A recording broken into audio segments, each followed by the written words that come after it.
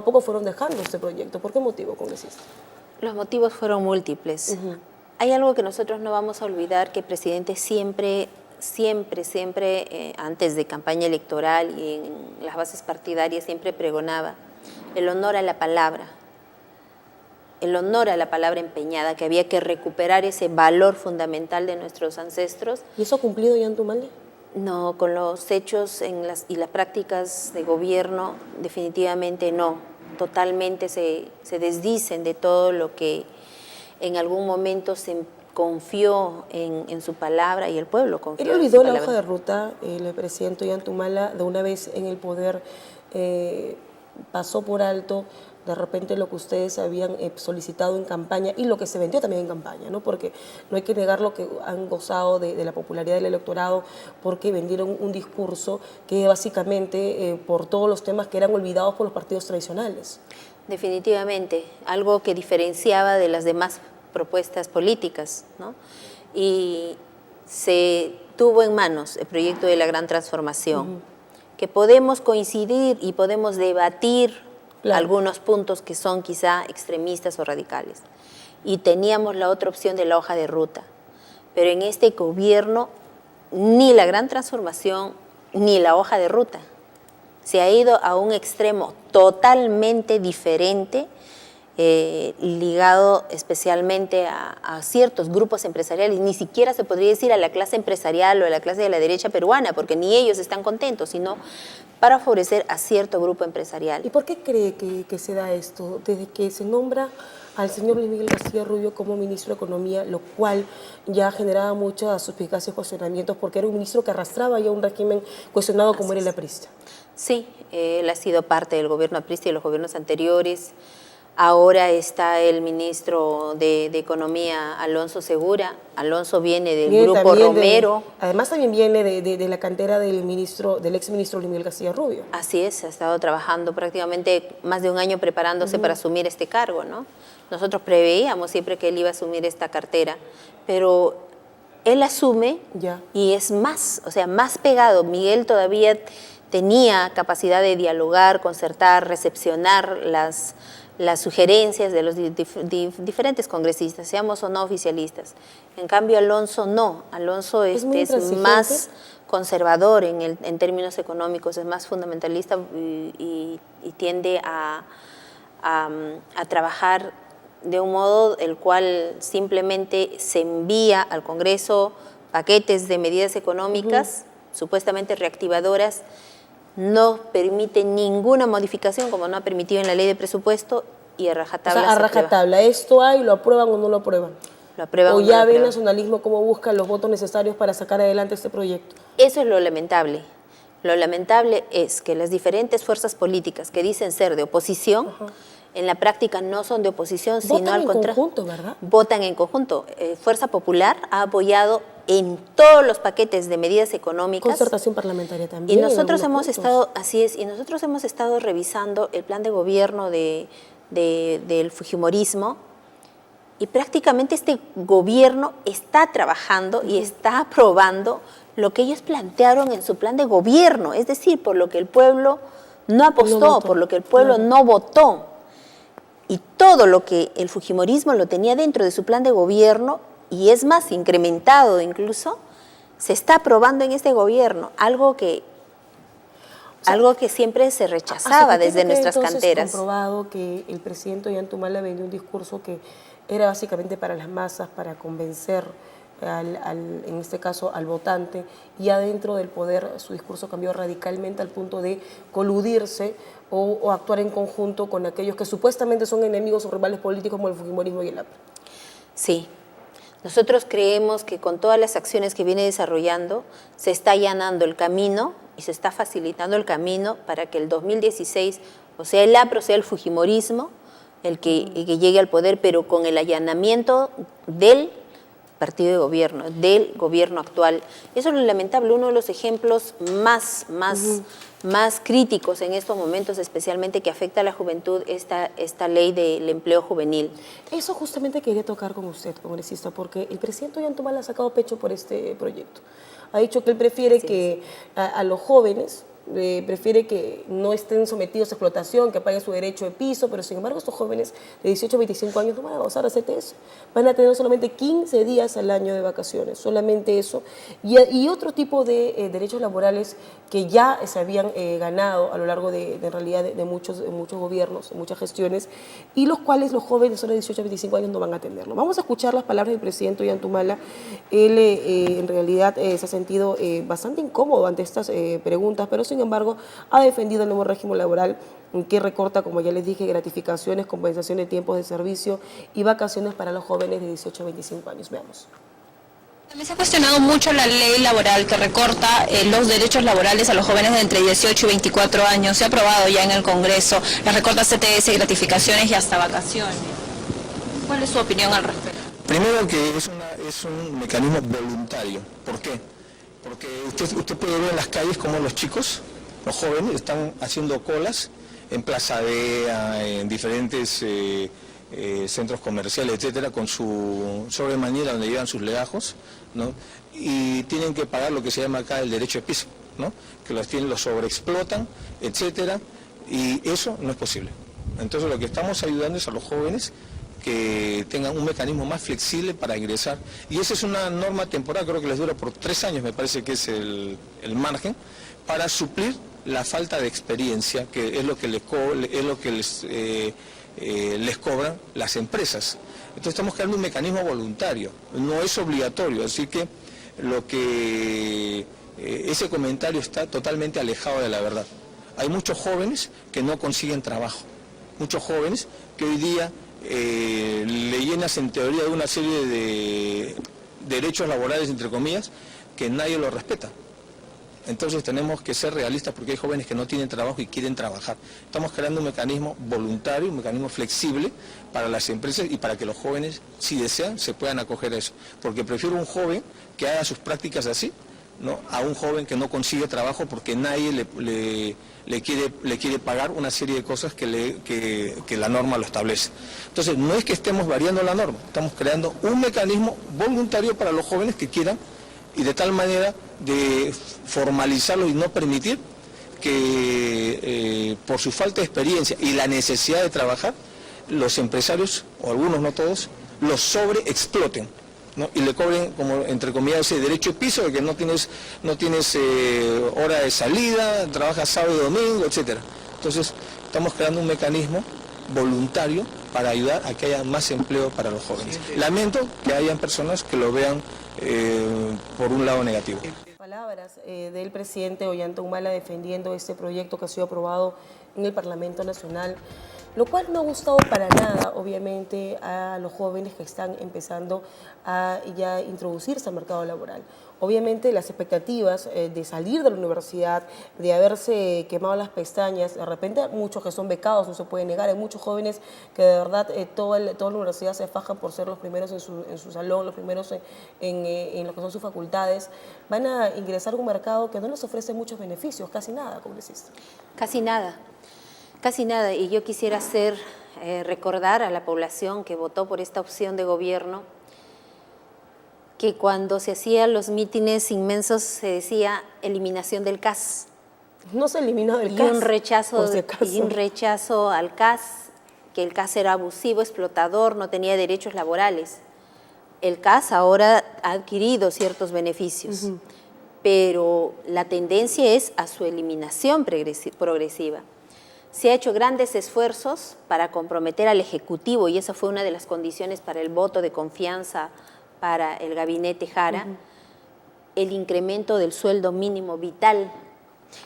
Todas estas propuestas de eliminación del CAS, incremento del sueldo mínimo vital, quedan por tierra, se vienen por tierra con esta ley del empleo juvenil. Yo le pregunto al presidente Ollanta, que tiene una hija adolescente, ¿él estaría dispuesto a someter a estas condiciones laborales a su hija? Yo creo que no. Yo creo que ningún padre de familia estaría de acuerdo con esta posibilidad. Definitivamente, definitivamente. Cuando se emiten leyes tienes que ponerte en la ley del beneficiado o afectado. Tienes que hacer las leyes en base a ello, porque si vas a hacer en base a promover el empleo juvenil, yo le digo, señorita, el ejemplo que ha puesto sobre los supermercados.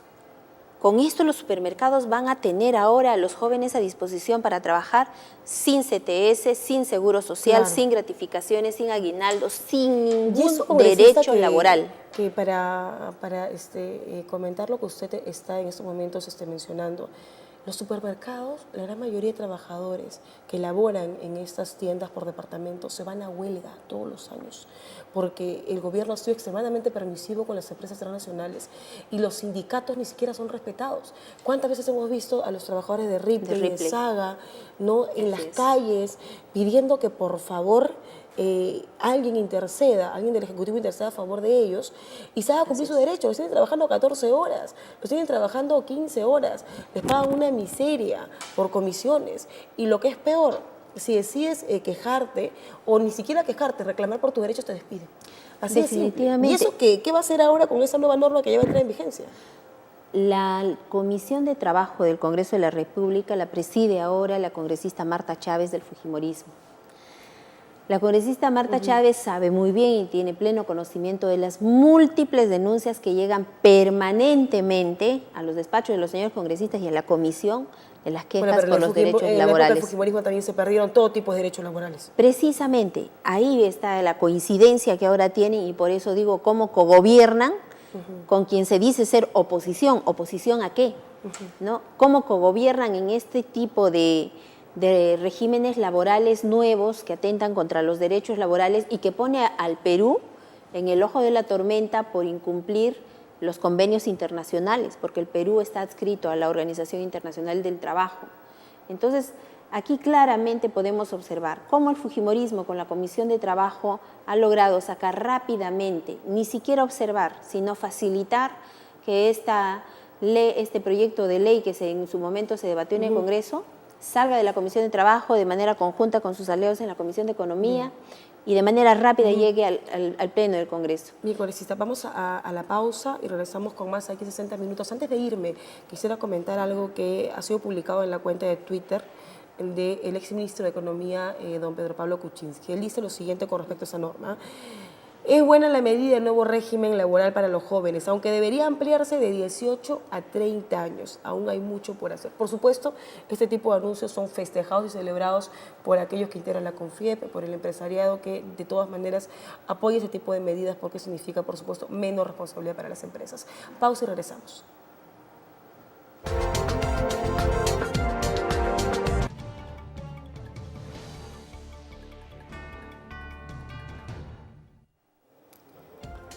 Se ha cuestionado mucho en estos últimos meses sobre la participación del ministro Daniel Urresti en el gobierno. Muchos consideran, sobre todo la oposición, que el señor Urresti es un operador político, que es alguien que está, digamos, instruido para fungir de bombero al gobierno en el sentido de desviar la atención de los medios de comunicación y también de la población. Y se ha hablado mucho también del nivel de popularidad que, a pesar de su falta de estilo, a pesar de no cumplir las formas, goza el ministro del Interior, Daniel Urresti. Se ha metido con Manuel Burgas, se ha metido con el fútbol.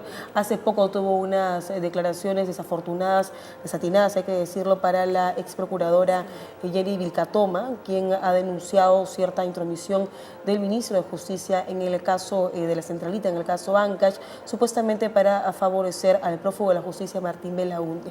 Sobre ese tema muchos han pronunciado. De hecho, el presidente Ollanta hace algunos días ha llamado la atención a todos los medios y a quienes también cuestionan la participación de su esposa, la señora Nadine Heredia. Ha dicho que no se metan con ella. Parece que con todos, pero menos con la señora Nadine Heredia. Yo le invito a la congresista Natalie Condori que me acompañe a escuchar las palabras del jefe de Estado, Ollanta. Se ha incomodado cuando se le ha preguntado sobre la posibilidad de que en el 2016 Daniel Urresti, quien goza de popularidad, sea un candidato del nacionalismo. Veamos.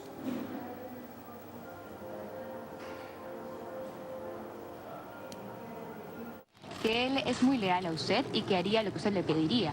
¿Usted le pediría que sea candidato a la presidencia del 2016? Por favor, chismes en otro lugar. No me voy a meter en esos temas, soy el presidente de la República, perdón. Pero como líder del Partido Nacionalista, ¿de repente ha considerado su candidatura al 2016 o no? Señorita periodista, por favor, hagamos pedagogía también en el periodismo. Pero, lo que yo, como presidente, señorita, estoy el presidente de la República. Bueno, no respeta ninguna forma en realidad. Yo creo que la falta de estilo no solamente viene de algunos de sus ministros, sino también del propio presidente, ¿no? Hagamos pedagogía en el periodismo, es lo que le he dicho a la reportera que le ha deslizado la pregunta. Chismes, no voy a atender, no son propios del presidente, es lo que ha dicho el señor Ollanta Humala. No entiendo qué pedagogía del periodismo, es una pregunta como cualquier otra. No sé qué le parece a usted, congresista, las respuestas que ha dado el presidente Ollanta Humala. ¿Hay temor, cree usted? ¿Temor de que Daniel Urresti, a lo largo de este tiempo que ha transcurrido y los próximos meses que vengan, si es que todavía sigue en la cartera, pueda restarles puntitos a un posible candidato favorito del presidente Humala para el 2016? Yo creo que hay que empezar diciendo, si bien es cierto, hay que hacer pedagogía en el periodismo, también se necesita hacer pedagogía, pero con el ejemplo en lo que es hacer la política diaria. Tolerancia, ¿no? La tolerancia, el respeto, yo creo que son ingredientes básicos. Nosotros estamos como autoridades electas, ¿no? Estamos expuestos al juicio popular, estamos expuestos de la opinión pública todos los días, estamos expuestos a los medios de comunicación y tolerar las preguntas que ellos realizan, yo creo que no te quita mucho, ¿no? Yo creo que hay que saber respetar y simplemente, si no lo han contemplado, decir no o sí, sí, ¿no? En este caso, nosotros podemos ver dos escenarios aquí. Uno, en el momento actual, en el cual el gabinete se ve encabezado por la premier Ana Jara, podemos observar definitivamente que sí, pues, y esto lo dan, no es la prensa que lo dice, son las diferentes encuestadoras que ponen al ministro en un nivel de popularidad muy alto diría, por encima del presidente de la República, por encima de Nadine Heredia, por encima de la premier Ana Jara y de cualquier otro ministro. Yo no sé si eso sea un chisme o yo no sé si sea un considerado algo así porque los mortifica. Y yo no sé si eso los mortifica, que alguien tenga un nivel de popularidad más alto que el propio presidente. Y aparte, ¿no? es incuestionadísimo, ¿no? Porque generalmente a un integrante del Ejecutivo, cuando se le cuestiona, como es cuestionado a Daniel Urresti, se pasea por el pleno del Parlamento a cuanta moción de interpelación se le convoque, pero a pesar de eso goza popularidad. El discurso tal vez es innegable, las formas, es innegable, ¿no? Podemos cuestionar su forma de ser, su estilo, ¿no? Es cuestionable y rechazamos de plano. Así la ex procuradora Jenny Vilcatoma haya actuado de manera indebida. Claro. No es dable que un ministro se exprese en esos términos de una mujer. Claro, dijo que de nadie. Necesita prueba psiquiátrica. No es el más indicado para emitir este tipo de opiniones. Aquí creo que el ministro ha excedido su posición, no solo de varón, sino de ministro, que tiene que cuidar el... Algo de verdad, en realidad ridículo. Si ustedes tuvieron la oportunidad de escuchar las palabras del ministro Daniel Urresti la semana pasada, dijo, bueno, tiene problemas, parece, psiquiátricos, refiriéndose a la señora Jenny Vilcatoma, es una locura que inventó una abogada, no sé, habrá que resetearla. Son términos impropios de un ministro de Estado. Un ministro de Estado es ministro de todos los peruanos, no es ministro de la pareja presidencial. Eso lo tienen que tener presente. Y parece que el gabinete en pleno está solamente mirando y complaciendo a lo que dictaminan en Palacio de Gobierno y no mirando a la población en general, no teniendo en consideración que una de sus opiniones afecta mucho a millones de mujeres, como en este caso. Claro, dijo ¿no? también el ministro Pedro Cateriano, el ministro de Defensa, cuando se refirió a la señora Vilcatoma, dijo la Vilcatoma, ¿no? Y algo que fue bastante cuestionado porque lo dijo en el Twitter. Seguidamente apareció Daniel Urresti con sus declaraciones desafortunadas. La propia Nadine Heredia, quienes esperaban, o muchos seguramente esperábamos que, más allá de la forma que ha utilizado la señora Jenny Vilcatoma para realizar su denuncia, es una dama, ¿no? Y una ciudadana que merece todo el respeto. Y que está en todo el derecho de defenderse. No podemos coincidir las formas que ha empleado, pero tiene todo el derecho de asumir su defensa. Pero que ministros de Estado estén en una posición así, a nosotros lo único que nos conlleva a pensar es que esto tiene un objetivo. ¿Cuál es el objetivo? Debilitamiento definitivamente de todo el sistema anticorrupción. Para culminar, ¿es el debilitamiento o la intención tanto del ministro Daniel Urresti, del ministro Cateriano, del ministro Figalo, de la propia Nadine Heredia que se ha referido a ese tema, y del presidente Ollanta-Humala, que en reiteradas oportunidades ha respaldado a Daniel Figalo y a todos aquellos que integran su gabinete con respecto a estas denuncias de la señora Vilca Toma. No hay un trasfondo de por medio de que no se sepa, de que no se llegue a conocer todo lo que ha ocurrido con respecto al caso Ancash, el caso de la Centralita, y la posibilidad de que estén muy ligados a Martín Belaúnde del Ocio con sus lobbies? Definitivamente. El descrédito y el hecho de pechar que el propio presidente trate de, con insultos, incluso, o sea, con agravios al Congreso de la República, que tiene a cargo una comisión investigadora, como es la Comisión López Meneses o las demás comisiones investigadoras, el hecho de que se trate de esta manera a ex procuradores está claramente dirigido al desprestigio de todos los sistemas anticorrupción, de todos aquellos que tienen que ver con el control político o fiscalización. Y eso ellos lo están analizando y están actuando en base al presente, porque estas cosas tarde o temprano van a salir a la luz y al parecer no están pensando en el futuro, que es el otro ámbito que yo te expresaba. Claro. Nadine Heredia es presidenta de un partido político como es el Partido Nacionalista Peruano. Qué bueno que una mujer asuma el liderazgo de un partido político en nuestro país, pero lo que observamos es una debilidad y una carencia de ese liderazgo que su partido necesita, y en estos momentos simplemente ha allanado su posición de figura que antes era mediática, estaba expuesta, y en algún momento nosotros criticamos su sobreexposición porque era un buen cuadro dentro del nacionalismo. Ahora más bien se rezague simplemente por toda esta andanada de denuncias que vienen dando, y no está asumiendo ese rol que debería asumir como líder de un partido, decir y hacer el deslinde correspondiente si es que no se tiene nada que ver con estos hechos de corrupción, pero no entrar a favorecer en lo que el mismo Martín Belaúnde, un video clandestino, sí, dijo, manifestó. En Prácticamente se fue contra el ex procurador Cristian Salas. Él pidió ser un colaborador eficaz, prácticamente induciendo a que estas cosas tienen que hacer. La bancada nacionalista, que lo han negado en más de una oportunidad, ¿no? Y que al final salieron reconociendo que sí lo conocen. Y que sí se pasó por Palacio Legislativo, que no se acuerda por qué motivo acudió al Congreso, pero sí se reunieron con él. Gracias, congresista Natalie Condori, ha sido usted muy gentil, representante del Partido Dignidad y Democracia. Vamos a la pausa. Muchas gracias. Al regresar estaremos dialogando con el general Wilson Barrantes, con quien vamos a conversar sobre este nuevo escándalo que envuelve al segundo gobierno del expresidente Alan García. Se está pidiendo una sanción drástica para aquellos que han integrado la FAP y que lamentablemente han recibido sobornos de una empresa proveedora estadounidense, cosas que siempre envuelven a este partido que tiene a uno de sus representantes máximos, al expresidente Alan García Pérez, quien también ha sido cuestionado en su primer gobierno y que hasta el momento no rinde cuentas a la justicia. Pausa y regresamos.